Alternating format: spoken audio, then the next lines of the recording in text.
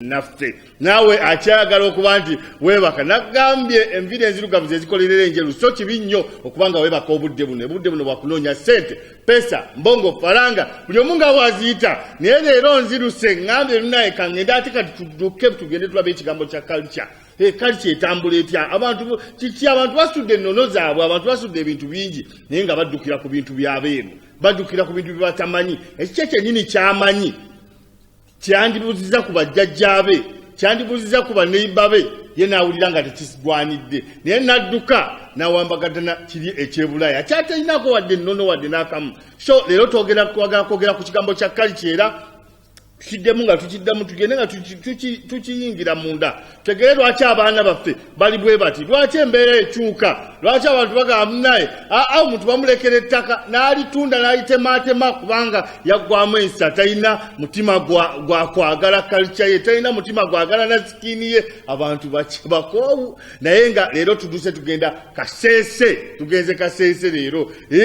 omwami omulaba omwami namulese dda avudde Kaseese agenda kutubuulira embeera engeri gyagirabamu embeera engeri gyetambula bintu bingi tugenda kubanga twogerako leero ojja kuba okuba ku kasimu essaawa ezo ezijjako oyogereko naffe sebo tusanyusidde okulaba kuliko olugendo lw'e Kaseese amanya sebo amanya bampita omwami Robert mu bingi tebamwenda wokubiri kuve Kaseese egambo ebyo nze binnema okwogera Robert sebo tuyambe omwami Bwambale Robert Mubingi tebamwenda owokubiri omusajja akkiririza mu Pan Africa okola biki mukulu Robert tebamwenda owokubiri ekyo ekyowokubiri kyensinga okwagala okumanya owokubiri kikyotegeeza ogamba nti owokubiri owokubiri ye jjajja wange bamuyita Kambere Paul tebamwenda eyalwanya nnyo mu lwenda ng'alwanyirira culture yaffe ya Africa wakati abakonjo okulaba nti iweebwa ekitiibwa naye olutalo tiyalumalako ne bamutta ne babazika mu kina kimu bandu basatu Captain Lugadi omuzungu bali abajja batuleetako embeera etategeerekeka wange nakati we mufuna njamuguza lwaki yamutanga kyekigwisa tibamwenda owokubiri yes Kaseese okolayo ngaani Kaseese ndi chief wanga jjajja wange bamuta mu 1921 naku ziri 18 omwezi ogwokuna bamuta Kakalaba ne babata basatu omusango yagusinga n'ogusinga manya abazungu be bajja wange Kalaba abazungu bamuteeka Kalaba bamuteeka Kalaba ne babata abantu basatu bamuvunaanya ki okulaba ndi alwanirira eddembe ly'abakonjo oba enkanda endala kulaba ndi zibeera ziweebwa ekitiibwa mu culture yaazo kati ne bamuta ne bamuzika bantu basatu mu kina kimu really naffe kitukakatako ng'abaana family oba ng'abakonjo kulaba ndi tuvaayo nga tumuwa ekitiibwa kubanga we watandikira okumanya abakonjo okubategeera nje bakonjo bwe bali balwanira eddembe lyabwe kati jjajja wange yafa ng'ali ku kitiibwa kya chief was a chieftain yafa nga chieftain kati olwo obudde bwatuuka nange ne musikira mu 1997 ne bamba obusiika bwe okulaba nti tambuza ebintu by'ennono kali kyamwagala nnyo gwatambuza ebintu by'ennono gwateekaka abasika gwateekako bikya awo oyogera ku kintu ky'ennono awo ntandika kati okuba nti twetandise okukwataganira ddala kubanga wali abaami eyo abasingira ddala okwagala okuwulira ebintu by'ennono kansubire mwasembedde dda mukulu Naku Erumampalo waliyo muganda wange Wakisekka Katulumba bonna baagala nnyo okuwulira ebigambo ebyo by'ennono naye ennono kyeki enono zembisa nemize zempisa nemize ekitwawula nti ffe tuli bakonjo bano baganda embisa nenonoza embisa nemize emize waliwo buli kika oba buli tribe yina emize gyayo emize mwe muli okubuuza bulungi mwe muli okukola amateeka emizega amateeka w'ekika oba wa tribe ya embisa kokulaba nti omuntu abeera n'embisa ennungi tota muntu muno yagala muno mubuza bulungi bw'oyagala muwasa mutya mu mpisa ez'obuwangwa bwammwe eyo yennono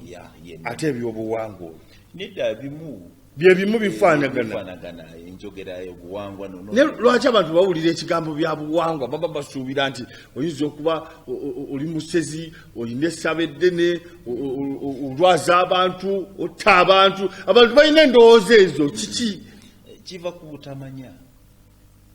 ku butamanya bw'ensi gye tulimu oba Afrika gye tulimu nti Afrika tulina ekizibu twerwanyisa Afrika iyo culture gye twogerako even abeesaba oba baki that's our tradition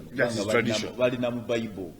even if balina bye bayongeramu ebyabwe ng'abantu naye bali mu Bible kubanga the first doctor sooka mu Bible mwali Katonda bwe yatonda omuntu yamanyi nti omuntu ajja kulwala yateekawo omusawo we ekinansi olwaki tukitawo ekinansi ekintu kinansi kijira ku abazungu mu nsi mulimu ekala bbiri kati ffe ba Africa tukita ekinansi omuntu omunansi wa wano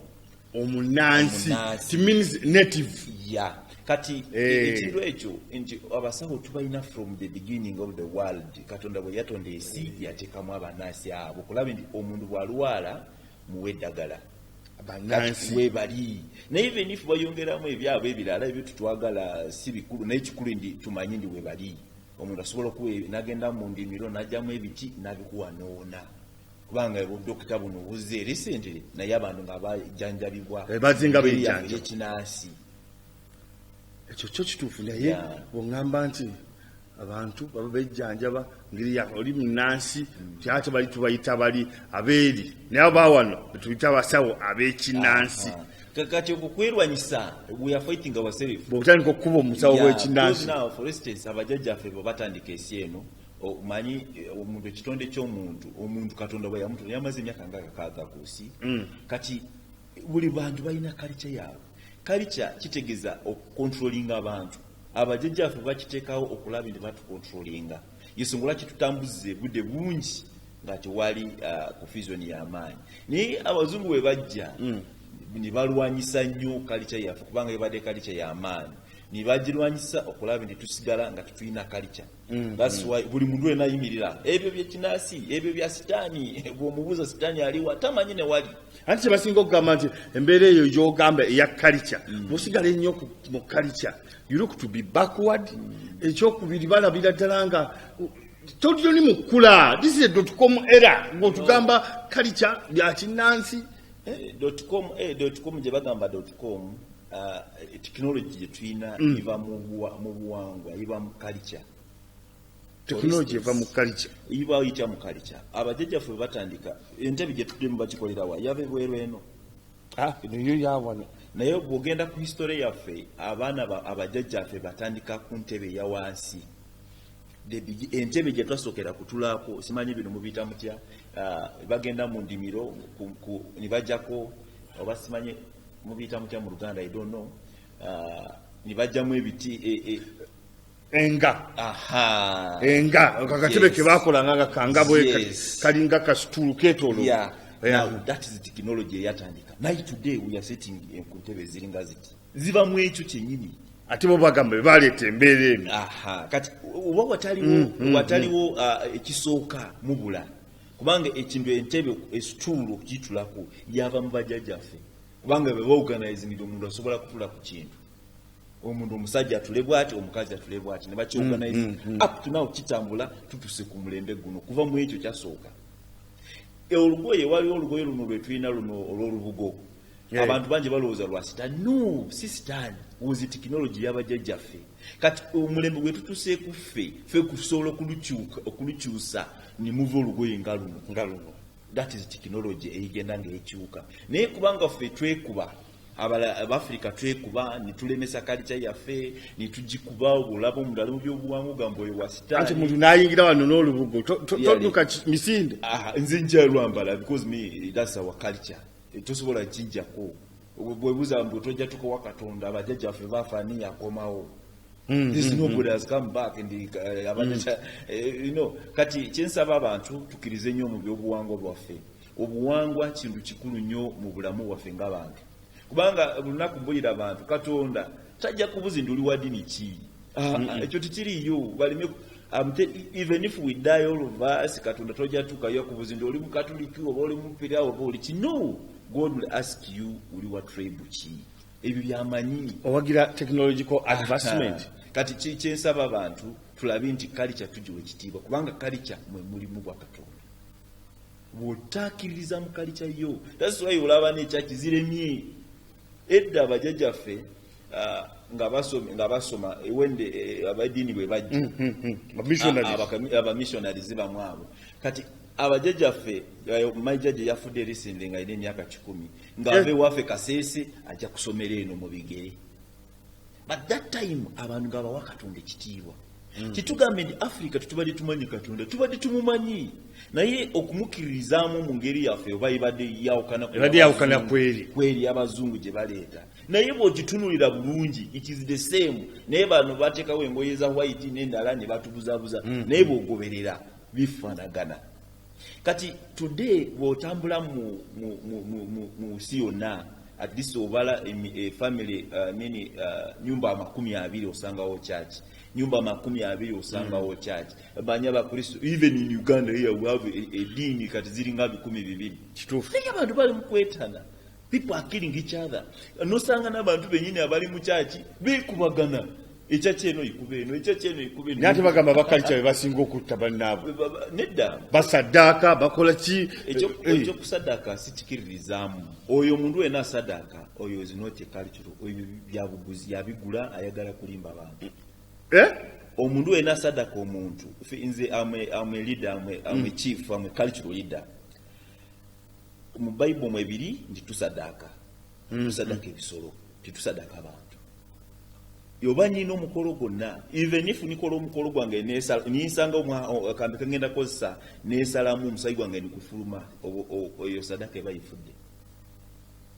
kati omundu ena sadaka omuntu oyo muvumirira that one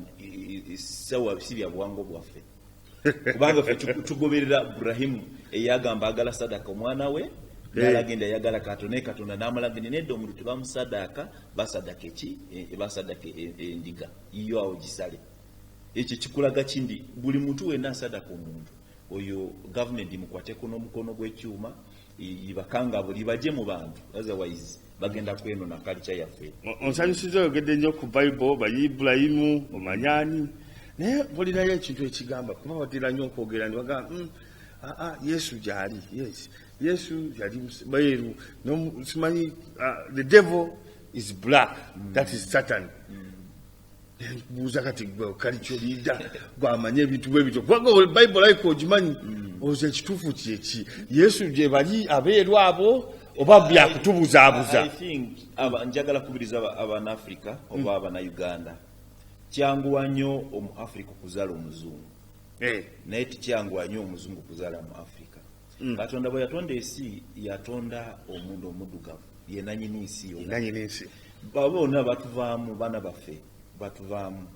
naye kyenjagala kubulira abantu abazungu bakola nnyo kyamaanyi okutumalamu amaanyi ffe ng'abantu ba Africa okutukyusa tubeere mu bintu byabwe bye bakola ebitali bituufu kubanga bw'osoma Bible ekugamba nti Katonda bw'eyokya Sodomu ne Gomora yakyokya kubanga abasajja n'abasajja badde batandika okwegatta naye olwaleero omuzungu akiresi ndi abasajja n'abasajja bakole ki beegatte kati usanga ebintu bye baleeta ffe Abafrika tuli ku mulamwa gwa Katonda omulungi naye kubanga Abafrika tutwikiririzaamu number 1 tuli baavu ekitukolamu obwavu okuteekirizaamu omu Africa mundu mugaga ayina amaanyi asobola okukola naye kubanga abazungu batumanyire twekiririzaamu twagala sente nnyo batukozesa bye baagala okukola ujja kwesanga wano mu Africa oba mu Uganda ebyo abasajja n'abasajja kwegatta bisobola tukamu kubanga abandi president abiganye nnyo naye because of money bisobola okukolebwa oye mu Africa number 2 nitwekuba lwaleero osanga family ng'eyamwe gyovaamu bw'ogigoberera nnyo ojja kusanga ni muli mu ddiini mukaaga tudde eyo olutalo lw'omuzungu alwagala wano mu Africa divide and rule eddiini kubanga ffe bwe twakula eddiini bwe yajja tatawo bwagoberera nawe ogoberera naye olwaleero omuntu weesaliramu kati nwesanga efamily emu mulimu dini 10 oba 5 olutalo timusobola okkiriziganya ekyo ky'omuzungu ayagala kati ffe kyetugamba eddiini eyimalirirayo amuteringiyu bibyobuwangwa tunulira nnyo mukulu wange kabaka wa Buganda bwakola omukolo oba oli mukatuliki oba oli muprotestant oba oli musiraamu oba oli ki paka pale utenda ojja gendayo kubanga ye culture yo kikulaga ki nti culture kye tusobola okutulako oyisobola tugata bibyobuwangwa by'abantu Abaganda nibakkiririza mu biwango bwabwe nibakola development kuyita mu buwango bwabwe abakonjo nitukola development okuyita mu buwango bwaffe kubanga abazungu bwe kye bakole waabwe ffe bakitukweka ewaabwe batambula nnyo ku families bakola nnyo projects ku families bakola mu families bajamu bakola mu companies ekitali wano nti company isobola okukola ebintu by'amaanyi kuyita mu family ndi family yaffe tuli bandu 10 tukola company yaffe buli mwana order atekeyo omugabo gwe kati nosanga abantu 10 mu family babataddeyo omugabo gwe mitwalo 10 that is 10 billion nibatandika okwekulakulanya ng'efamily kati bude nibutuuka nibagamba tuyamba Abafrika abo tubakukola kituufu Africa tuli bagaga ngewaffe Kasese ffe tuli bagaga mu Uganda tewali atusinga obugaga muli bagaga tuli bagaga naye obugaga bwe kye kibali message okuba oli ebizimbe eby'amaanyi gabe tulina wano ebikambwe ebizimbe bisobola okutaberayo ebizimbe bisobola okutaberayo naye engeri gya Katonda yatondamu ensi yaffe Kasese ensi yaffe Bukonjo really bwotukawo olaba ensi eno nkaga ensi ngaga naye abaliko tebamanya obugagga buliko they have the inferiority complex number 2 ni batuyingizaamu abazungu bwe bamanya ndi Africa eno tuyingizemu politics ni baletamu kintu kye bayita politics eyo yeenona buli kintu kyonna politics waffe wa Africa oba wa Uganda kyabugagga kyekiriye Bukonjo kirabakiriyo bw'otunula olusozi lwaffe kuliko obugagga bw'amaanyi buli kintu kyonna kiri ku lusozi lwaffe ddagala ekyo nange nakiwulirako buli kintu kyonna ekiriko ekiki kiriko kikola nga ddagala ku bulamu bw'omuntu ife mu Africa ife tulina ennyanja ezisingayo obunene mu Africa ezino ezikulukuta oba asimanyi rivers mu Africa we are the source of river Nile ewagulu kubanga ife tulina the rivers ezikulukuta ezikola river Nile kati obugagga buno obwo ffe tuliyo tutubumanyi lwaki tutubumanyi number 1 obutakkiririza mu buwango bwaffe obutawa ekitiibwa abajjajja waffe abatukolerayo ne batunoonyera ettaka erirungi number 2 okugoberera emize gyabwe this land gye tuliko si yaffe ffe tuliko tuli bagenyi kati nga oli wakika kyamu wakisangawo sawa zino oli awo olina jjajja gwofaanana naye yaffe dda uyina jjajja gwewafaanana bw'okola mistake n'okola ebintu bya jjajja watayagala ofuna ebizibu awo wemba njagala okubuuliza wemba sigobedde ebintu ebyo wali nyinza okufuna buzibu mbeerawo nganzi nedda kangubulire gwe manyi bagamba abantu bamalayika malayika is a language of English si language kati oli Muganda omuntu atalabika gye bagamba malayika omuntu otya gwe siraba mu Luganda bamwita batya kati kinjagala ffe mu Lukonjo awo omuntu atalabika guba muzimu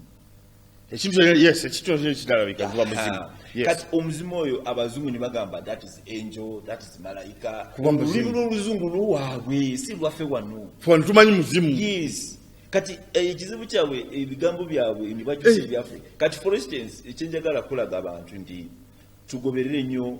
kyembaddeko nkambi gwe uyina omuntu gwofaanana mu famire yamu gwe kibakumanyi nze nange Kasese kibamanyi naye bwe ngambe ndi nze Bwambale erinnya lyange ery'obuzaaliranwa Robert ery'eddiini mu bingi ery'obukulembeze tibamwenda wokubiri bantegera nnyo kuba oyogedde kiri kati oli y'omuzukulu w'ono naawe bw'otyo kugambye nti kali kyeffe bwetambula gwe kibakumanyi naye bw'oyogera jjajjawo bakutegeera abatulaba balabira ddala ebyo ebigambo biba bibasembya omwana ali awo yeeyita Christine ng'ate omugamba Christine nagundi mutoba alabanga bimuzza mabega nedda tibimuzza manyi ekizibu buli bantu mu community betuli mweno buli bantu balina ddiru zaabwe zebakukusa omuzungu yakukuta ekyeni kikwatayo Africa kyekanafe kute kyaffe kituke waabwe ife nitwekuba twekuona kyetuwagala mu Africa oba mu Uganda twagala abantu abakiririza nnyo mu kalicha y'emirembe. Kalicha tekitegeza okuta muno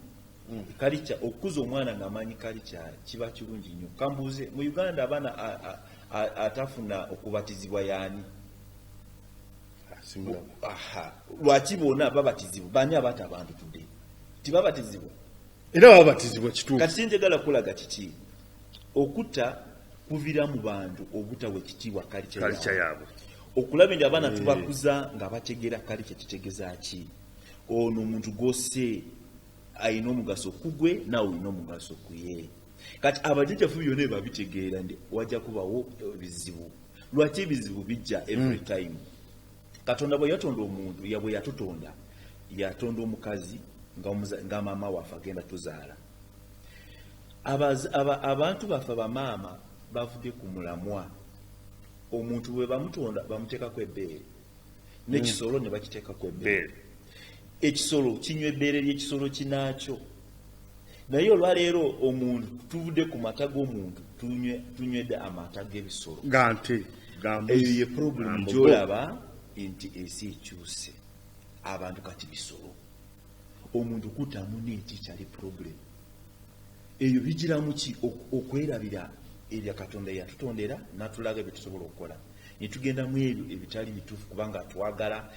.com muyize.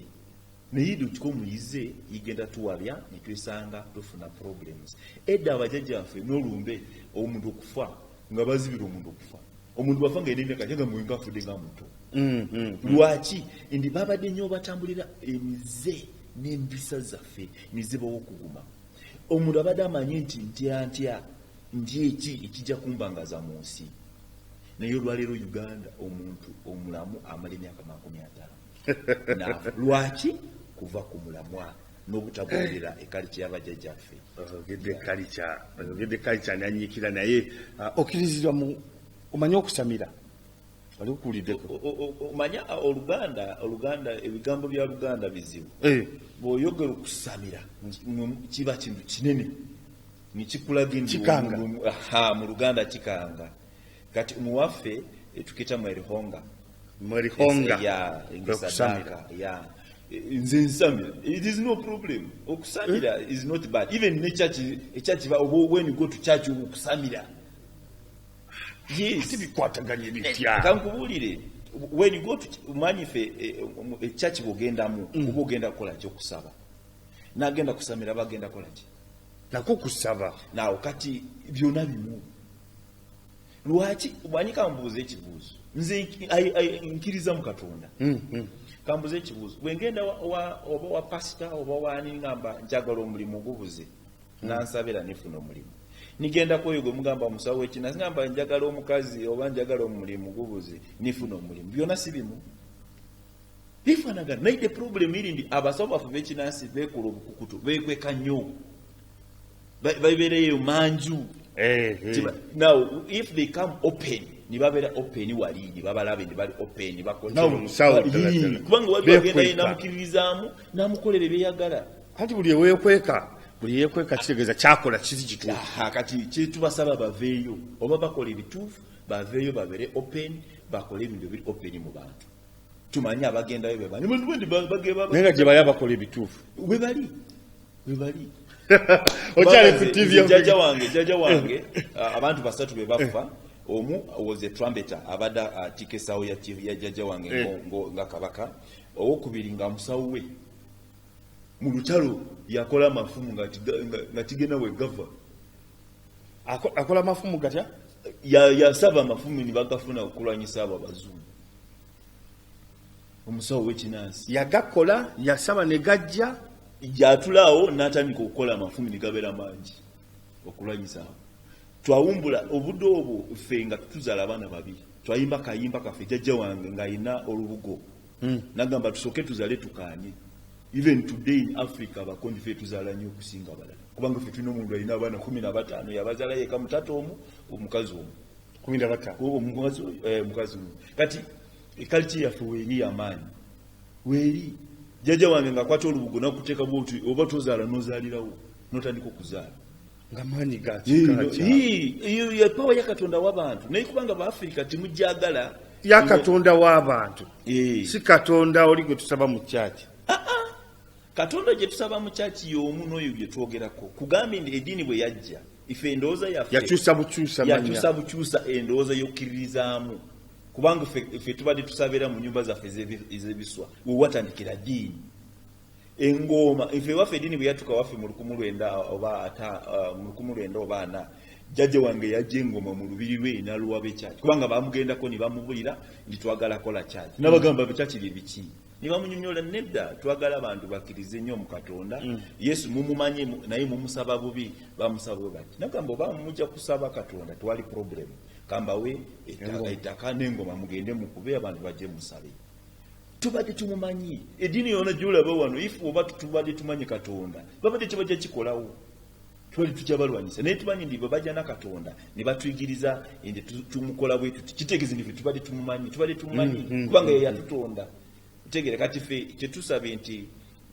tukirize nnyo mu buwangwa bwaffe obuwangwa kintu kikulu gye tuli kisobola tuyamba kutuka ku birungi for instance ng'ewaffe Congo tuli ba neighbors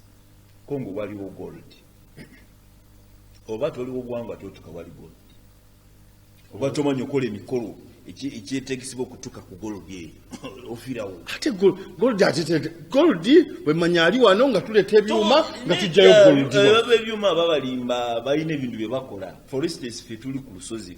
kubanga batwalese bajje waffe bangi bajja okulagula bajja okukola ki tumanyi bye bakola okutukayo abazungu abo nabo balina bye bakola tosobola okuyingirawo nga tolina kyokoze kati kyenjagala kugamba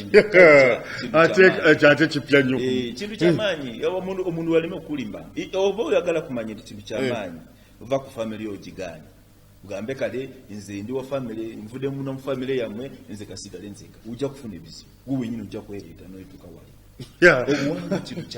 Chali ku TV Africa atenga program ya breakfast in Africa atudde kalira antu chali kombozi ya byabuwangwa na nono ekigambo culture kifuse culture abaana bangi batudde ebintu ebyo nate tubamanyi waje balaga ati bamanyi je bava kigeza oba tumanyi jova tojja kumanya waje ogenda kati nno tuzzeeyo twagala kumanya kiki byali bitya yennono kyeki culture kyeki byobuwanga byebiki bwa bityo ne tujja kuba tubyogerako naye nga kasoke tugende ku Katonda nnyo mukumulako asigala ngolaba TV Africa tukyakomawo wekumire ku TV Africa. Let's have a break and then we can come back.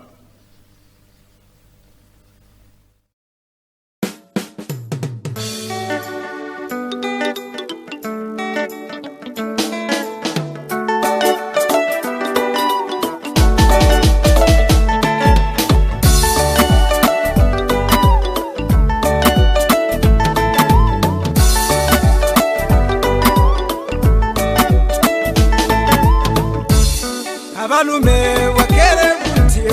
wanakere ngoba muliyolo ebitibu ebya muliyolo isi wabireta munawire abalume wakere butie wanakere ngoba muliyolo ebitibu ebya muliyolo isi wabireta munawire wakere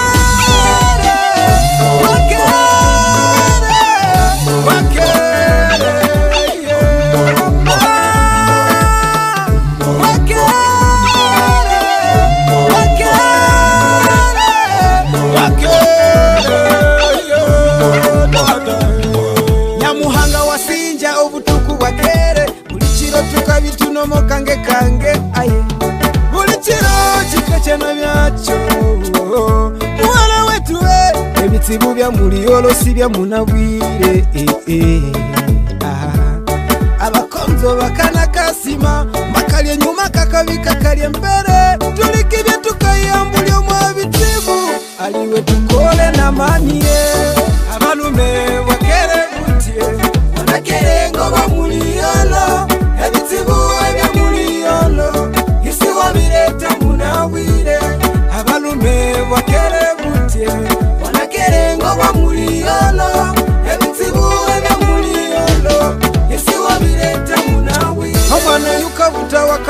wikendi shakula nembula ya mawa ikabe wikendi sachadia mabiro wangi natunge byali wali wabirusa ukabya bukabyo munja chono ndi wabula echiwo chino ni masukumano buli mundu akakola abye kabuwe Floresi uhire mwamani omonyo ukakola muire tukole na mani muire tukolere uma twanga kula kulania kasese yetu wakere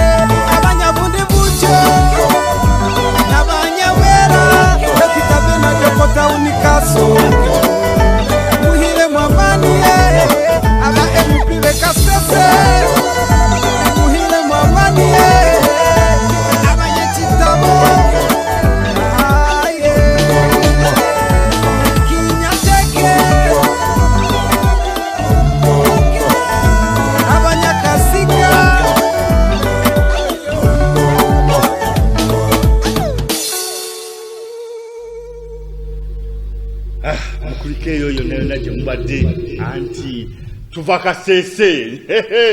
kigambo culture okirabye enyimba nunyinyezo abazungu begomba ebintu bwebityo begomba enyimba ezirimu ebintu bya culture ne bote balina access ne fata balina access gokola video ngerimu motoka ez'omulembe ezakino lozo jja kutunda tobala njagala nnyo big up to Kenzo akola ekintu eky'omulembe n'abalabo nabo n'abakola enyimba zaffe nga zirimu ekyaffe ekyawano tuboostinga ekintu kya Uganda tuboostinga ekintu kya Africa kiba kya mulembe nnyo ddala naye nga tukyatambula n'ekigambo kya culture tukyayogera ku bintu bingi nnyo yes yakatweyungako okyali ku program ya Breakfast in Africa nga tulina omwami Robert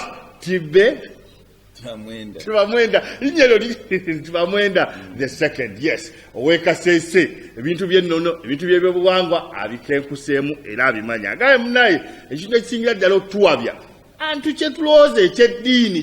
eddiini ne tuva ku kintu kya culture tuba tuwabye nnyo ddala era akyasinza okunkanga n'agamba n'omala okera n'ogamba nvudde mu bya culture ojja kugwa eddalu ojja kufuna ebizibu bingi ojja kukomawo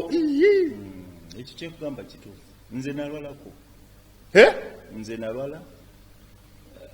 tulina eriyinja lyaffe ery'obwakabaka ejjinja ly'obwakabaka musinza mayinja nedda ejjinja lyaffe lya butonde kati majinja eryabateeka ku Yesu si jinja era lero jjinja mu butuufu timuliwo ekitiibwa otegere toba lyeryo liriri eryo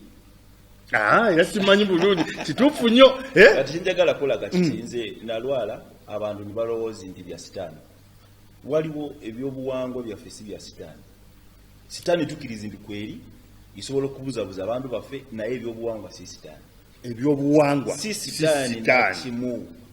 kubanga Katonda Ibrahimu yasala endiga nange endiga yensala wenjagala kola omukolo gwange eyo endiga bwenkisala tiwali ajja kununga kati ani akoppaani mwabebe buwanga mukoppa bali Ibrahimu bali mugamba abazungu Ibrahimu bwogoberera nnyo okugambye esi Katonda bwe yagitonda yasooka awo kati nkuwulira abo Ibrahimu bona abaana baffe bakyusa bukyusa ebifaananyi ni bazanya firimu zaabwe kubanga bafuna tekinologi y'amagumango okutuwabya naye bw'ogenda bulungi osobola bitegeera kati kinjagala kulaga kiki abantu bangi balowooza ndi bya sitaani anti abantu bagamba omwana mumuveeko kakole beyagala nze nabatwala nyina emyaka 12 kulinja lyaffe lingana ne rumu emu yonna kujinja eryo ly'obuwangwa ly'ewakabaka myaka 12 nga gwakulembera najjajja wange nga tamanyiiwo nze nabatwala nibatusawo ndi lino lijinja lyaffe ly'obuwangwa ejinja eryo jjajja bwe yakweka ebintu byaffe mu lutalo ng'alwanyisa abazungu kubanga abazungu bajja mu Uganda bakozesa enganda endala okukuba enganda endala kati bakozesa abatoolo okulwanyisa ffe ndi batekawo bakreatingawo gye bayita Toro Kingdom naye ife bakonjo de kabaka sooka atawo osoko kyogamba Toro Kingdom bazungu be bagiteekawo kati Kingdom kyeza asooka kyogamba it is Bunyoro Kitara Kingdom y'amaanyi gye tulina even Toro yava Bunyoro omwana wa Bunyoro yaddukayo ffe twamukweka kubanga bagana okuliriziganya na brother we kabaka naddukire waffe jjajja wange yamukweka namukweka namalayo mezi 2 bwe yavaayo najja Buganda bwe yatuka Buganda nasangawo Captain Lugari ne bagamba mumutwale ne bamutwala ne bamuteekawo ekintu ekyo kati okugamba nti Abatoro Toro Kingdom was created by the white man Lugari, yes. Toro Kingdom ya creating na Captain Lugari yakiteekawo bata abantu baffe bata bakonje omutwalo kumukanani Captain Lugari yabata okumalira ni bata na chifuwa jjajja wange ne bamuta but all this history febalala tujiraba nti tujiteke bali kubanga bwe tujitowerako isobola tuwabya ntuva kumula yes kitufu nnyo kyabajjajja fe balwanira wekiri because twalwana nti buli muntu bamuwe ekitiibwa mu kalicha ye yes and nze nkuba nnyo n'okwebaza president okulaba ndi president atiddewo embeera ennungi okugatta abacultural leaders ekitabaddewo mu myaka 50 mabega tosobola okuva mu bwakabaka obulala n'ojja tulumba bwakabaka obulalooza ojja kuwangala bakutta today nsobola okuva Kasese nijja Lizimba mu Kampala olubiri mu bwakabaka bwa Buganda nibeera yes yobyo bira bakanagamba you are welcome Zimba ningende wa naye edda ofirawo bogenda bwakabaka bulugenda n'amajego ogenda n'abasisi nga tomalaga gayingira bwakabaka bulala yingira mu manyi ndi olirede edda bukyali iwe kyali kirungi kyali kibi ekyo kyadda because of bazungu naye edda abazungu ati banaja nga twine emirembe endalo zibadde mu family y'obwakabaka ende kabaka yazaala abaana bangi mu bakazi bangi kati nibalwanira entebe ezo zendalo zibaddewo mabega abazungu ati banajja ono nagamba wange yasikira ni mwekuba mwe benyini ze zibaddewo naye abazungu be bajja niwaberewo lutalo lw'amaanyi kubanga abazungu abagala basitule omu nga tebasitula omuntu alina amaanyi bwe bakulaba ndi olina amaanyi mu bantu gwe bakusiba ni banoonya omuntu atalina amaanyi paka kubanga ajja bagobera talina amaanyi bamukozese bamuwesende akulembera abantu eyo embeera gye tubaddemu naye bajjajja ffe ne bagirwanyisa today sigamba Toro even njagala ku meeting ne kabaka we Toro tuyogeremu naye tumalewo eyo confusion wakati awo okumanya abakonjo batolobe batuta tukimalewo tulabe ndi tusobola okutuula tuwulira ffe ng'abazzukulu kubanga n'abajjajja bajja ssanyu kwa nti ffe twalwana naye abazzukulu beegasse nitukulakulanya ekitundu kyaffe kubanga ennaku zino tuli mu kukola bwoba osaba ki mpulira oyogera bajjajja bwoba osaba ki osaba Katonda the Bible says bw'otawa abazadde bo ekitiibwa ojjatuka mu bwa Katonda wange kusi ye taata wange oba Katonda bwe buliwa bwe Katonda bwe Katonda nja kubuuza buliwa ye Katonda aliwa Katonda ali mu ggwe you must respect mwova okutuka woli oba tuwa ekitiibwa abajjajja bo oba owedde ne Bible kikugamba ndi buuza abajjajja bo utukewa Aburahimu gye mwogerako akyaliwo simumanyi simulabangako ndabamanya akyaliwo bona bafuwa ne tubawa respect kubanga bwe batandika entandikwa yaani okutulaga ndi Katonda waali kati kinjagala kolaga ndi ffe Katonda tumumanyi okumumanya tikitegeezi nti tuwabe kubanga Katonda ali munze nze Katonda obo ndaba because Katonda yagamba nakutonze mu kifaananyi kyange yenze kati I must respect my father or my grandfather yandika kusi ali mu maaso ye Robert Kiba Mwenda the second ow'Ekasese ayogera bigambo bya nono akulira ebintu by'ennono Ekasese eyo ebintu by'ennono ebintu bya culture bana obudde bweyo yabukwasaganya era agaye munnaye olina kusooka kulowooza kuwa gy'ova mulandirako natune bakutandika kugamba nti abo n'osinza abo n'osaba abo n'okola ki babalimu buli kintu kyonna bw'obasaba nga bakuwa. I'm telling you twali obugagga buva wala butali mu nyumba yamu botakiriza mu family ya mumanyi toli mugagga obugagga buva mu bantu bajjajjabo culture yaffe bajjajjaffe bubera wano nkuwabula oba oyina sente toyina essente bw'ogende wammwe ewake wammwe gy'ozaalibwa kwata musawo kwata omutwalo gabanyemu 1,000 bw'ogende waka gy'ozaalibwa ewammwe gye bakuzaala kwata omutwalo ugabagabanyemu 1,000 genda wasenga ogambe senga nzize naye siina kwata kano genda wa bulazawo kwata kano eyo emikisa gyo olwaleero olaba abantu balina ebizibu nga balina essente tibalina emikisa gy'ewaka osanga omuntu alina miliyoni 10 ku kawunti ye naye famire gye bamwibonabona naye alina ebizibu ng'alina ssente naye alina ebizibu lwaki famire tesobola kubonaabona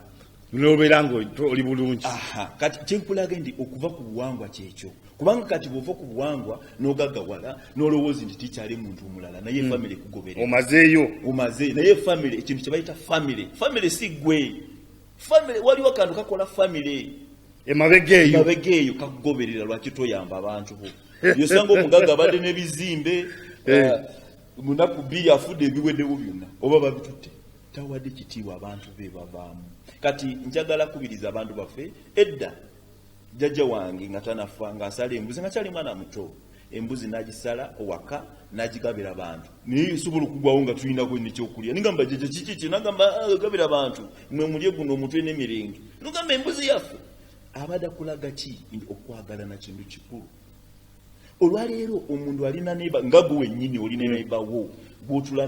naye amanya g'abaana be togamanyi nololiro wakedde wano ku radio tomubuuziza nako omugambe nange obukedde butya naye ngenze wano ategere gy'ogenda ati buli omu afa ku bibye kati that's the problem yensonga lwaki abazungu batusinga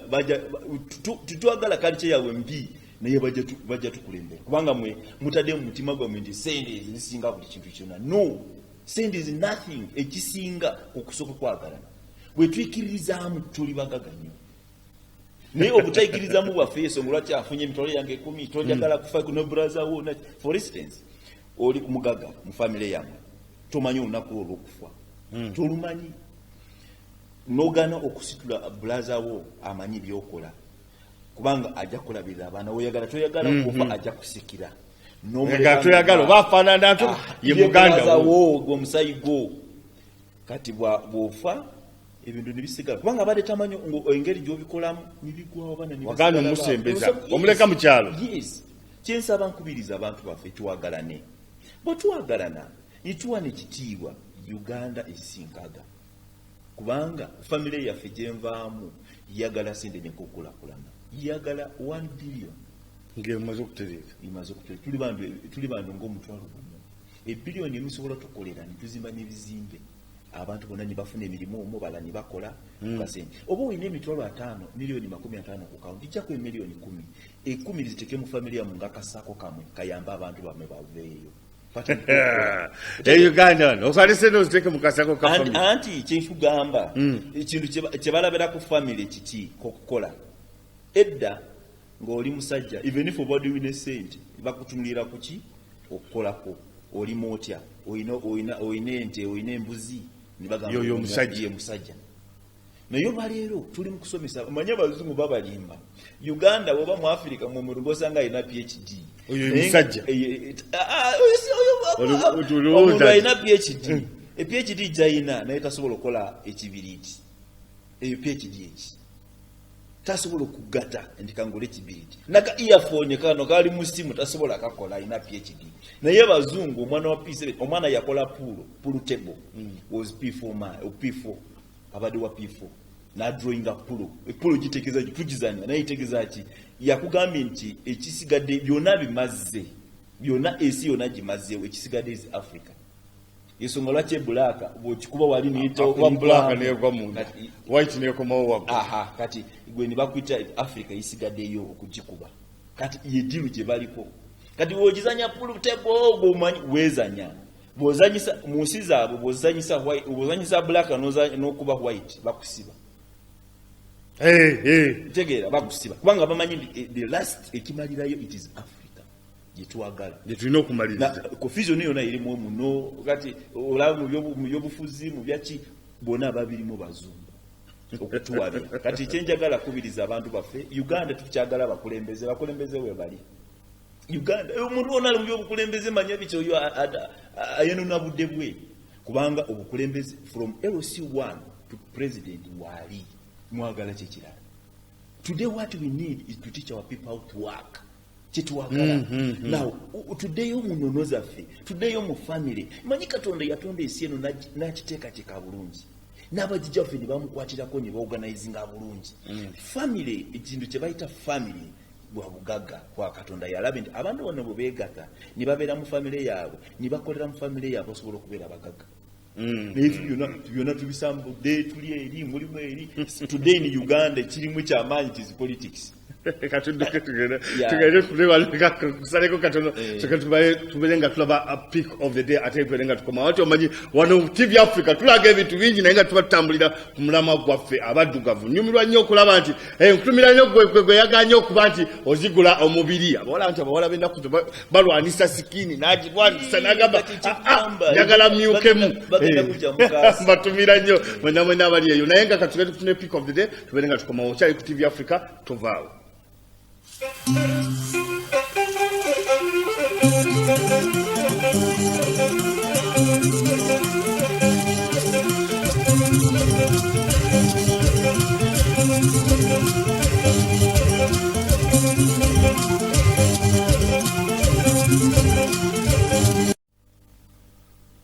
Yes, mukulikeyo nnyo anti breakfast in Africa ye program je tuliko esawa ine yakatweyungako anti message ndaba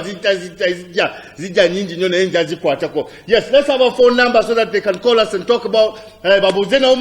omukulu gwe tuli naye. Let's have the phone number aberenga boogera n'omukulu gwe tuli naye aberenga bamubuuza bye baagala omubuuza naye nga tuli ku kigambo kimu kigambo kya culture tutambuza kitya ekigambo kya culture tulabye nti kintu kimu ky'oŋŋambye abantu kati balina basomesa kukola niye lwaki bagamba abavubuka tebagala bwagazi kukola tusomesa abantu kukola naye abavubuka tebagala abavubuka baffe tulina problem bali proud malala mangi kyokubiri tebagoberera byenono tebali mu buwango bwabwe ate nono n'okukola bikwataganira wa bikwatagana omukulembeze oba omuntu wenna ayagala kuba for instance mwe muli bana batano for example lwaki taata wa kutuzinga mu bana banagambugobera omusika abala bya ability yo kozibwo kyenkugambye nti abantu baffe abaana baffe twesiimye nti tuyingidde nnyo mu bukulembeze no mu mirimu emirala naye abaana baffe bali proud nnyo okubeera proud kisobola okukozesa mistakes n'okola ebintu ebitali bituufu ekyokubiri tebalina ba advisor omuntu wenna omukulembeze you must have advisor na papa mwina advisor na Katonda has advisor. I'm telling you tuwa omukulembeze onagenda kulembera abantu ng'otulina advisor gyebuzaako ng'otumanye statement gyengenda manyife abakulembeze any mistake you make isobola okuleeta omusaayi any mistake munjogerayo omanye ebigambo biba birungi nga bikyali mu kamwa bifulumya bwoti osobola ensi yonna esobola kugwawo kati twegendesereza nnyo okuyogera n'okumanya nti byengenda kwogera bigenda kuleeta ki mu bantu kati abaana baffe tebakyagala okukola kati ndi mukwebuza abajjajja waffe bayiye omuliro nga tasomye naye nagamba tugenda kola tukulaba nti tufuna omuliro nga tufumba emmere tasomye naye nakozesa obwongo bwe naleeta omuti omulala n'omulala n'ateekako nimuva ki omuliro abo abajjajja waffe kati kyenkubuuza ekibuuzo abo batasoma ne baorganizinga esi yaffe n'abasomi abali mu kukitabo olwaleero olaba abaana beekalakasa tagagana baana kusoma tagagana baana kusoma sigana abaana balina okusoma kintu kikulu nnyo naye osoma wagala ki kubanga osobola okusoma nga tulina kyoyagala ng'oli awo mu confusion kubanga okusoma kwa Uganda abazadde baabwe njagala bakubiriza muleme nnyo okusomesa abaana ne bagenda funa emirimu mu gavumenti timulimu emirimu timuli mu gavumenti timulimu emirimu musomesa abaana nga tubayigiriza kyokukola okulaba ne beebezaawo tubakisomesa ebintu by'emikono olwaleero nfunye omukwano gwange agala kumba projekiti ya Vekedo agala kumba projekiti ya Vekedo agala gitwala ebweru ekyo kisanyukidde ndi basobola okujja ne bagula ebintu byaffe ne bigenda kati projekiti eyo tusomesa abaana Vekedo muvaaki lwaki bajjagala lwaki bali bajjagala tusomesa abaana bagende bagoberere oba muba amafuta bagakola batya the end of the day betumala ugiri manene nafe tutandika okujjamu processing ebya for instance waffe waliyo vanilla muva mu perfume naye bakulembeze nga for instance nga bakulembeze bange benva mu kitundu gye tulima vanilla tibanateekateeka mbu vanilla bagitwala igule sindi naye kizibu ki tutwale baana South Africa bagende basome bayige bakomeo batukolere wano bakole factory wano tukole perfume wano tibabyagala kati bali ono agende ono akole ki byalenja aye tuyita bali ne bakola factory wano that's the problem mirimu ne gibula kati kyensabe nti abaana baffe baleme kubeera proud bamanye nti obukulembeze si kyangu okubeera proud ukolera mu mistakes nyingi manye bana bato bali mu nsi enungi balina emirembe Uganda yesi kyalina emirembe mwe tumumanye esi ffe tuli wano neighbor bwe Congo Congo eyo kya efumanya abakonjo abangi bali mu Congo in Congo tulinawo esi abakonjo gye balimu yisinga Uganda obunene yisinga province North Kivu isinga Uganda kubanga bwe batukola boundaries ntusanga ffe tuli mu Uganda abantu bali basigali naye waliyo ebizibu bali tumanyi ne government weri omuntu okusala omuneesi kizibu ne bakwata bantu nga 10 bonna ne babasala omukomu abantu balanga balaba byebiri waffe kati Uganda gye edembe manyi bobeera n'omukazi nogamba mukazi wange kola kyona kiyogala even if ojja sawa 5 z'ekiro sina problem naye wali obudde omukazi nakulaba nga musiru kati kubanga muwanye eddembe naye mu ddembe kika kyokulikozesa bulungi n'amanyirika ng'ola ebintu ebituufu kati yona tandika okukola ebibi bw'oyogera naye nakuvuma n'okukati ye Uganda indi eddembe lyetulina lingi naye okukozesa eddembe eryo okufunamu ebintu ebirungi okutuyamba tuli mu kukozesa bubi Uganda ine eddembe omukulembeze wange ogambye eddembe abantu banyigenyige mu abantu ate nga abantu bagamba ebintu nga bikaaye sigambye abantu banyige banaawe kyegambye eddembe weriri Uganda yesi osobola okwogera ekikuluma yesi osobola okuvuma na president yesi osobola okwogera buliwe ene kyoyagala kwogera nga tiwali ajja kukwata even if zozo no niyogera ku president tiwali eno obuyinza okubwa yes ye Uganda gye tulimu na we must kubanga tuyogere ebintu ebituzimba oba wamwe tuwali oluguudo yogera ku luguudo kubanga today kati so zino kiba kiyogera ku byokulakulanya abaana naye nsaba abantu tugende tukulakulanya abantu baffe tuyigiriza abantu okwegata kubanga abazungu kye batusinga beegata nnyo bakola groups in families naffe tuddeyo tukole eyo kintu ekyo kirungi tuyigirize abantu okukola bafune sente zijja kubabezaawo kyali ku TV Africa ate nga program bagita breakfast in Africa namba eyo eya 0753193260 jojo kuba oberengo yogerako n'omukulu omwami Robert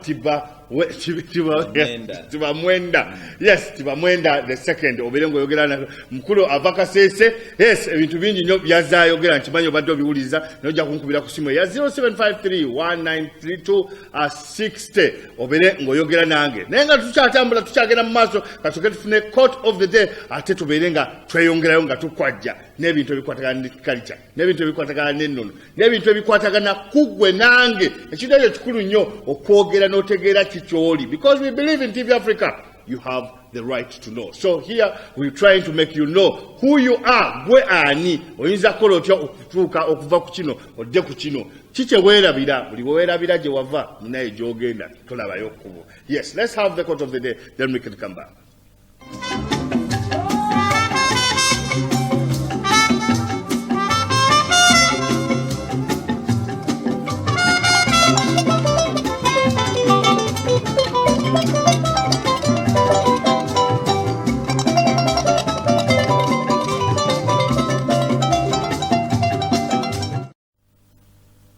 Yes, mukulikeyo nnyo anti court of the day ogirabye saagala nagiddamu kubanga akadde twagala tukakwasaganye ojja kuba onkubira ku simu ya 0753193260 entumiramu nnyo abali ekaseese mwenda abakonjo mwebale kubanga namwe mbeera mu gitandiso gikwasaganya mbadde lwaki bagamba abakonjo kituufu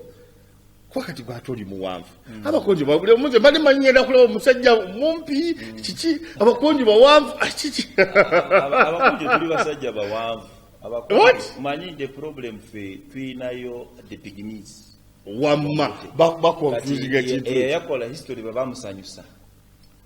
Ebo yagenda abo beyatukirako bebamusanyusa. Muri mawando bambi bati kati yona gambide abakonjo bangi kubanga bamusanyusa bakonjo basajja bawambu. Kituufu nnyo. Bali atusinga obuwambu tuli bawambu nnyo yes. Twina omuntu alina fiti mukaaga mu bakonjo. N'abambi we bali.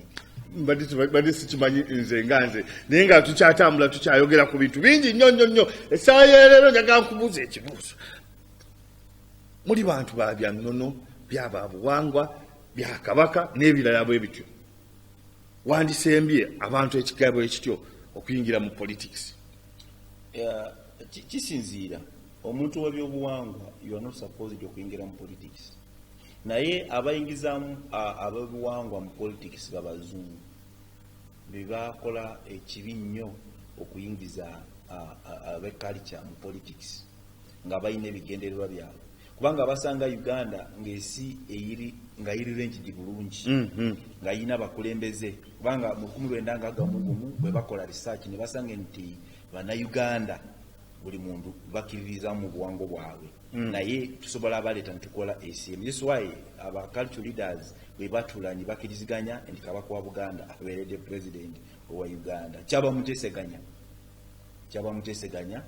nchula mti there's no problem yitugati ngaba na Uganda naye buli muntu ngayina wakiririza ngayina culture ye naye kati acho nchagala gambi ndi abantu abakulembeza benono tulemenye okuyingiza mu bya buwangwa mu bya politics muba bakulembeze muba mulina okulwanirira abantu bammwe waliwo manyi lwaki nnyo abacultural leaders oba bakabaka bajja bagwa mu nsi byebyo bw'oyingira nnyo mu byo politics oba ogenda kuba mubi kati bw'obeera mubi abantu bakuwamba abakulembeze bangi si ndala bawamba bakabaka ng'asinga za bakabaka naye abantu ne baziwamba kikira kuki nti ono omukulembeze ow'ennono ayingidde nnyo mu bya politics kati bwayingira mu bya politics tasobola okukola ebya politics yagala okukolebwa kubanga tasobola okulima oluguudo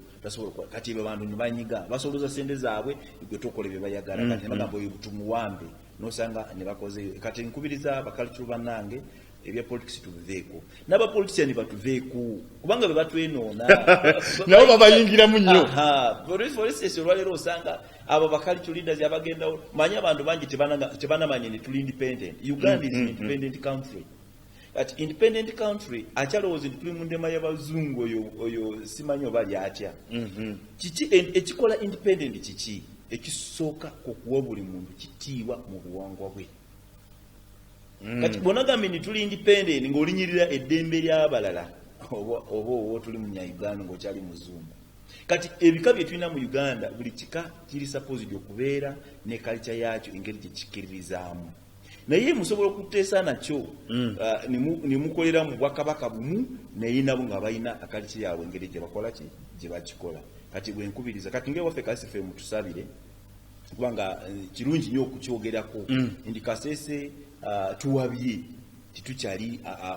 abakonjo abalungi mu community ye Uganda muwabye tuwabye akirungi mwezudde nti muwabye tuwabye mistake nyingi lwaki kituwabiza nti twava ku culture yaffe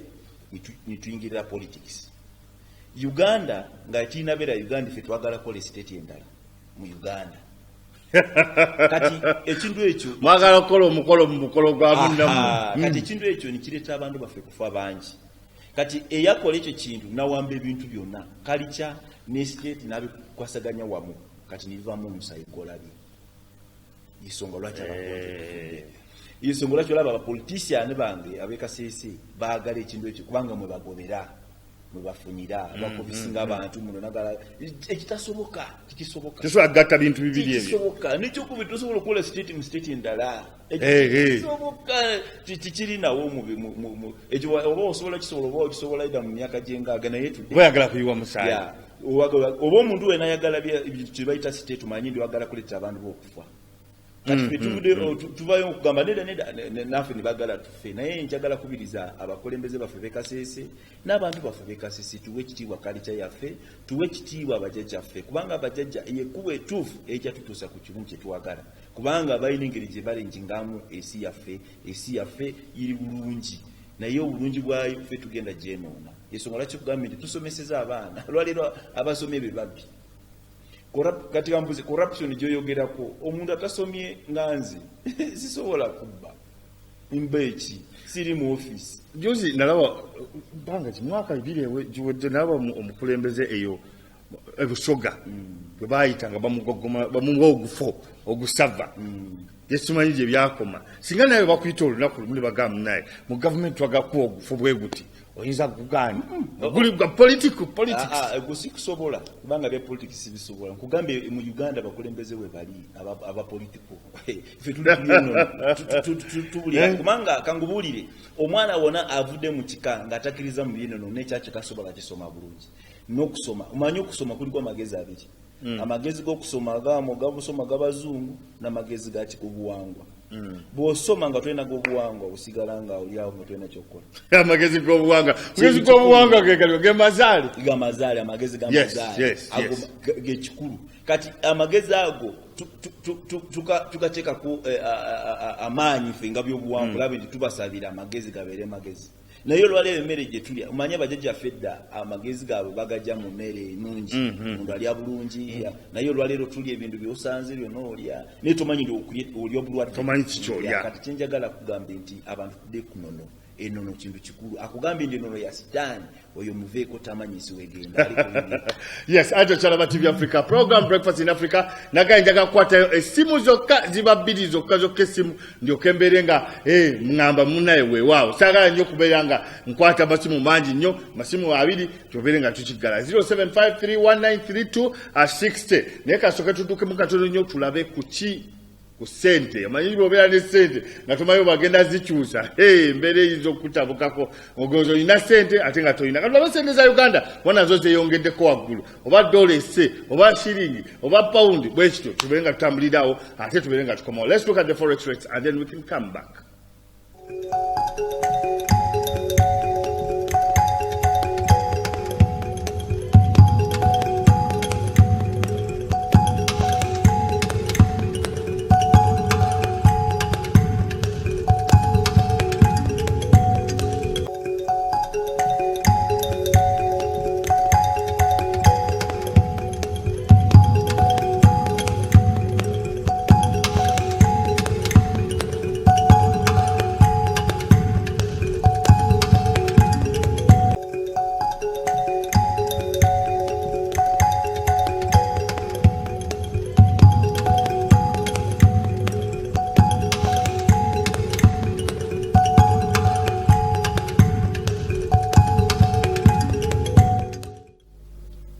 Yes, mukulikeyo nnyo yonna gye mubadde ndoza forex rates so zabyere sente otegedde wonna azitetenkanya njaga kwatayo essimu emu 0753193260 tubeere nga twogera ng'ombuulira gwe embeera nga bw'ogiraba. Yes, omusajja ayogedde ku nnono nagamba munaye amagezi amazaale ge gasingira ddala ne botagenda kusoma kati omanyi nagamba munaye abantu tulina wano bwe bayinginiya bwe tugamba bayinginiya kimanyi bantu basoma nguudo naye nga talina luguudo lwakola talina kyakola. TV Africa, hello. Jeba Kostebo mukulu nako eruma mpalo.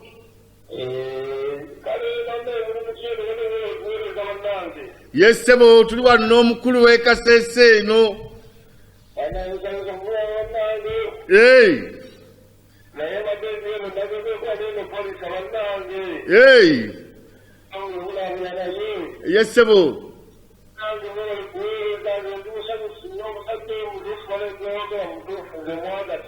webale nawe webale kubanga olaba TV Africa webale na kunoonya nsimbi ageze n'agamba amagezi amazaale gasikakira amagezi gano getusoma nenda banga mbuza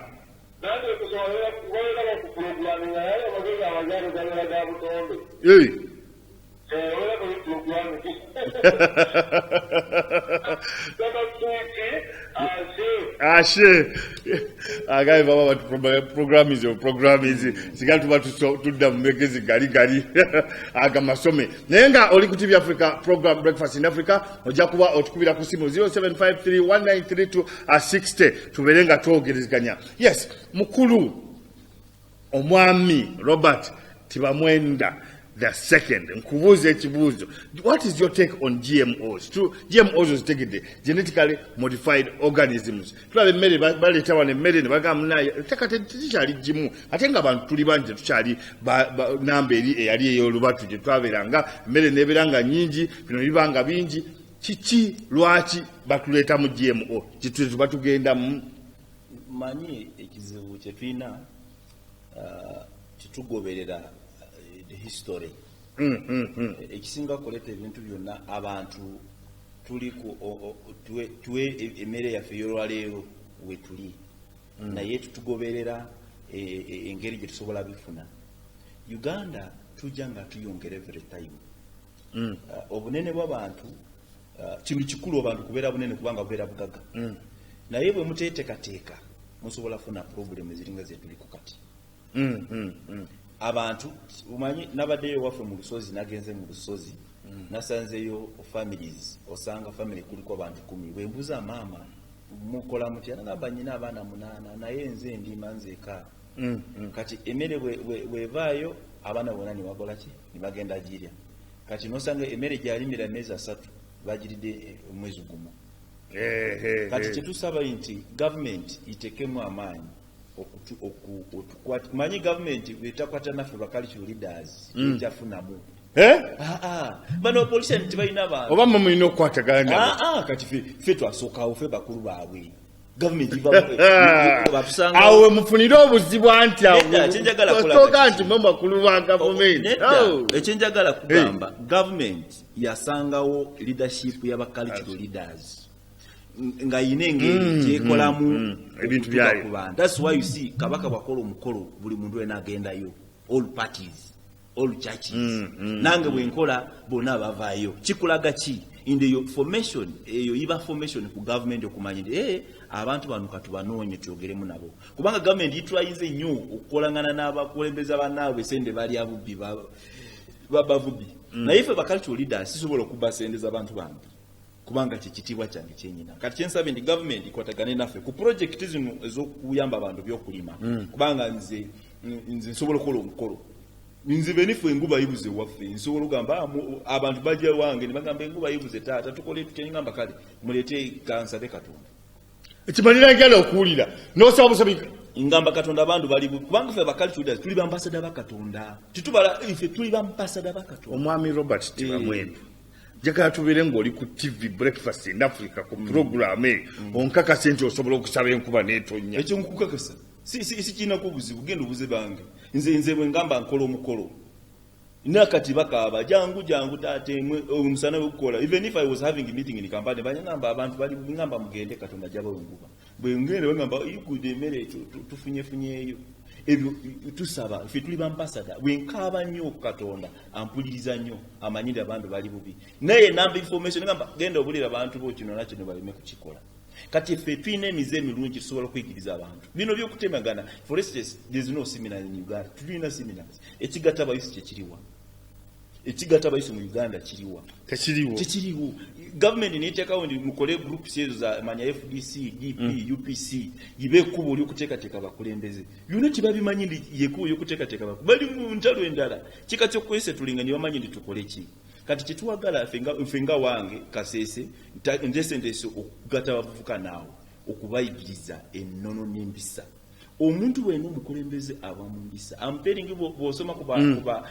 kuba leaders bonna bajja nga bagendawo ajja kuwulira ejjevudeye kubanga tibasobola okugamba ndi abadde mukulembeze ne batandika story eyo olwaleero batandika yazalibwa naani yakula atya bamukuza batya okutuuka watuuse kati twagala tutandikewo embeera eyo okuyigiriza abavubuka baffe okutegeera ndi esi tubuze ku bakulu batunyonyole si kulwanyisa bakulu. Don't fight elder. When you fight elder man you go away because elder yendikiro y'ebigambo ebirungi ebisobola nanti ebyo batumazeeko emirimu nedda muli mwe mubamazeeko emirembe kubanga kimumanyi kyokukola. When you fight your father omanyi ndi olina ekizibu gwe kyokukola amubuze tata ntambuze ntya ate tata waba akuyisa bubi even if akuyisa bubi kubanga bujunanizibu okuyisa bubi akulabi osobola nisobola okugamba kale omwana ono kamukube muyise bwinda abe asobola okuguma. That's why Jesus Yesu yagenda n'amala emyaka 40 ng'ali ayo abonabona tata wabadde amugesa asobola tege kati mwe mupapa bwofuna kino weegala na kiri nukolera mu mystery olwo mutugerese paka di paka okumanyi ndi osobola. Oli ku TV Africa program Breakfast in Africa atenga omukulu omwami Robert Tibamwendwa gwendi naye wano mubansi ku screen yo bajja kunkubira ku simu ya 0753193260 oyogereko naye bigambo byayogera nange mutufu bimpangude. Let's have a little break then we can come back. You see watching TV Africa, stay tuned.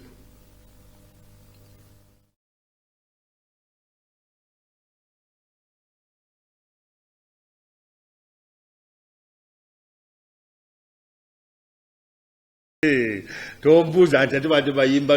oluyimba badde bategeeza ki nawe olina okuyiga ku nnimi endala. Anti oli ku TV Africa program Breakfast in Africa ate nga ndina omukulu avulira Kasese omukulu mwami Robert Tibamwendwa the second gwe ndi naye mu studios. Kale ejja kuba okubirayo ku simu anti obudde bwe butulira empinga njagala simu kati ndowooza emu yebulayo. Yes 0753193260 mbere nga mbadduka nkimanyi musiriikidde ebintu bibasobedde muwuliriza ebigambo eby'amaanyi ng'ebyo naye mukulu Robert waliwo ekintu wano ekizze wano central kyo kizze kati kimeruka simanyi eyo oba namwe mukikola oba beewa bakikola naye kati wano kizze kizaalibwa ndoza kitandise kuzaalibwa mu mwaka guno kitya eky'omwana omuwala okusikira taata we ewammwe kikola Kasese ofuna omwana omuwala nobeerawo noga omwana wange oli yabansikira kuba gwenda ekyobusika kiri kitya anti tuli kati mu byabuwangwa nannono ekyobusika kiri kitya oyinza okukwata omwana omuwala nomugamba akusikire mukulu Tibamwendwa. Nasoma nahulira ku Bible Katonda yagambye ndi omuwala bwasika bulaza we amuzaleko omwana omuwala bwasika bulaza we amuzaleko omwana muganda mwanyina amujjemu omuzalemu omwana. Kati njagala kubabulira abantu baleme nnyo okuwabya obuwangwa bwaffe. Omwana omukazi tasiika lwaki si mwana nedda omwana omukazi bwasika omanyinde ebintu bigenze kati bwafaani amusikira omanyi okusika kintu kirala n'okugaba ebintu byo kintu kirala biri bintu bibiri. Osobola okugambiriza omwana wange obugaga wange mbuwadde ono naye asikira mu buwangwa bwaffe yono naye bw'ogambe ndi ono omwana w'obuwala akusikire mu buwangwa n'omu bugaga oba ekika okimazeewo oba osanyizawo myaka 20 mu maaso kijja kuba kiweddewo nawe wenyini uweddewo kubanga tiwali omwana ajja kubeera mu linnya lyo kubanga omwana omuwala azaalira famire endala kati kikulaga ndi bw'oba yasikira gwe agenda musikira wa famire endala. Kati abantu bayigendesereze okukopereza ebintu ebitalina makulu n'okuwabya kalica yaffe. Omwana omulenzi yasikira bw'avaawo n'omulala nasikira efamile nisigala nga imuvinga kinji kugambe ni Bible Katonda yagamba ndi omuwala omukazi bwasika bulaza we amuzaleko omwana kubanga Katonda balaga ndi bwasika ekika kiba kikolera ki amuzalemu omwana muganda mwanyina amuzalemu omwana ekika kisigalenga kiriwe kiri tegere kati sinjagala kukubiriza abantu ndi baleme kuwaba because of this kikomuyize ndi kubanga osobola kola kyonna kyoyagala. No, you must respect ebiragiro by'ekika okuwa ekitiibwa ekika kyo oba etribe yo tokulibira obeerawo oli awo badde ne famire yo wazaala abaana bo 3 bawala ate ekika kijja kibayinga sikibawanga wadde n'ekikumi kijja kiyingira mu kika nedda obutaba we 10 gobireese mwe mukuza abaana b'om.com yamwe osanga omuntu ali Kampala amaze emyaka 10 tagenda ne waabwe tayagala family emanyi ne waali babantu baffe betulina kuba bamutama nedda anya kutama tiwali akutama guweetamwa kubanga gwo oli muntu osobola okukola ekintu ky'amaanyi okulaba ndi olage ndi wooli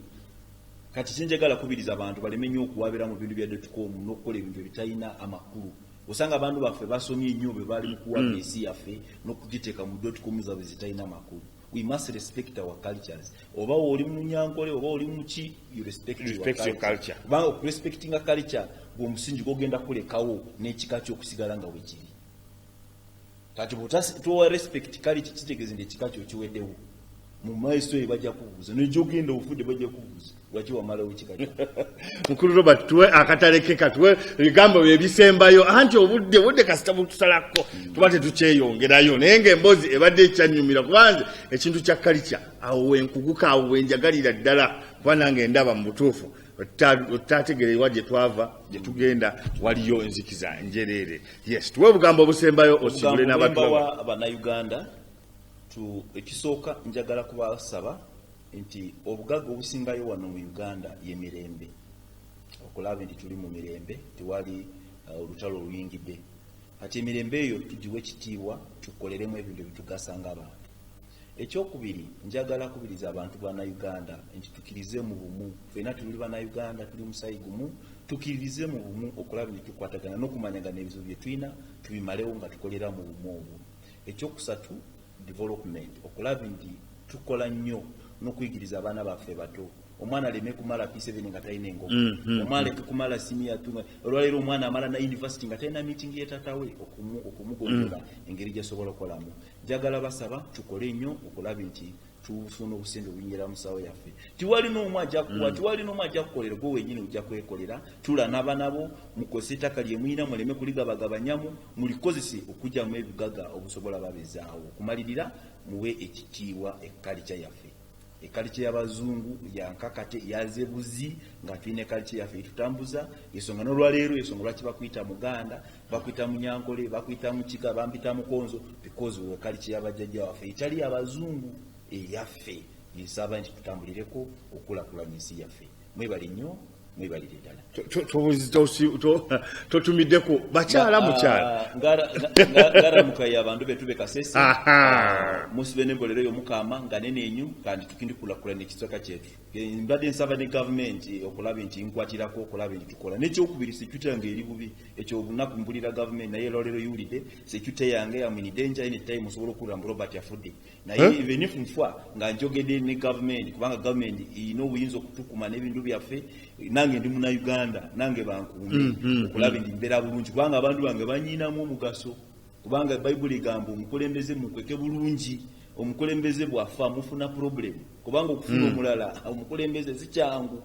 musobola okufunayo abatabula abatabantu. Your life is in danger. In danger anytime musobola okuba mubulira nfudde naye nze sikitya kufa naye mbulidde government mumanyinde anytime musobola kufa mumba obukuumi kubanga abasirikali we bali buli kintu kyonna ekikoosa obukuumi bwe kiri mukimbe nange mbeere safe kubanga siri bulungi sisula mu nyumba mulundi gumu sula wano nsula eri nga nkola security yange ngomu nange nkuoyo okole yange security nange nsaba government nkoleko security manyini ndi bulungi. Kimanyi government ewulidde kigambo ekyo kikulu nnyo ddala naye nga obadde ku TV Africa program Breakfast in Africa ate ng'omugaye Jingo Kalule yabadde ku screen yo n'omwami Robert Kibamwendwa the second. Yes tunaddamu olundi anti lunaku lwakutaano tewerabira genda ku stundi ata kubeera ng'onyumirwa anti Uganda zaabu ng'ogenze mu bifo ebirungi ate ekasese nayo wanyuma nnyo singa osalawo n'ogaaka ngendeko ekasese oyinza okulaba ensozi ezo naawe wennyini obwongo ne bukyukamu okutambula kulaba okudda kunyumya. Yes n'emikiza oyo omukulu agambye mu nsozi eyo waliyo emikiza n'amaanyi. Yes obadde wa TV Africa essaawa zino mba nyina kusibula busibuzi sirina kirala kyekugamba paka ku lunaku olulala olwa Monday anti Monday paka Friday awo tuba tukwaza. Wera.